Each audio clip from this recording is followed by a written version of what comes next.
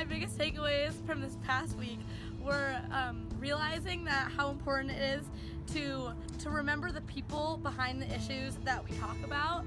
Because a lot of the time I think when you hear about big issues like immigration and immigration policy on the news, you forget the families and the people behind it. But this week we had the opportunity to work so closely with so many families that are directly impacted by this issue. Insecurity are still happening here in the United States, and they are affecting a lot of the families, including immigrant families, children, teenagers, college students, senior citizens, and we gotta keep working hard so we can improve these family situations. What was your favorite part of the park? Of the park? Yeah. I can't decide. If I guess I would have to choose, it would be the canyon where the waterfall just looked like a postcard, like honestly. I thought the trip was super fun and informative, and I really learned a lot about the habitat of Yellowstone and just all the different issues that the parks, that Yellowstone and the park system as a whole is facing.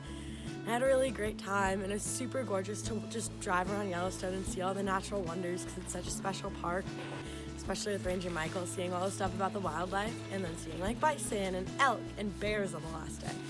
I learned a lot more about refugees during this trip than I thought I would, just especially about like the history of refugees and how a lot of it started during World War II and how it's continued on even today.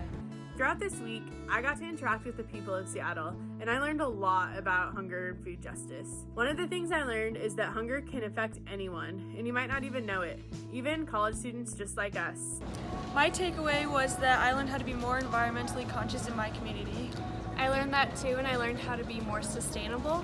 One of my favorite experiences was when we went to Free Geeks and learned how to recycle old computers. My favorite experience was... I didn't actually think of one. They can edit this part out. My favorite experience was the rebuilding center, in which we took old nails and screws out of wood. They then resell the wood at a lower price. Something that I learned from this experience was everyone got to talk about like what wilderness means to them, and we got to learn about each other and like how we perceive the outdoors, and there was like a lot of team bonding. So for example, our flat tire, we all have like a very positive attitude, and I think it brought the best out of each other.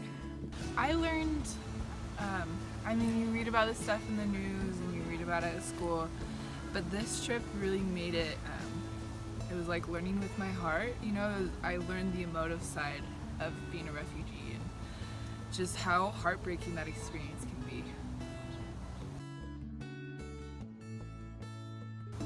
I learned kind of how the word refugee can be looked down upon, just having like a stigma around it and a negative connotation, but that there are organizations like the IRC here in Salt Lake that try to like bring like social bonds of the community together so that there isn't as much of a stigma, and because they're just any human just trying to seek safety.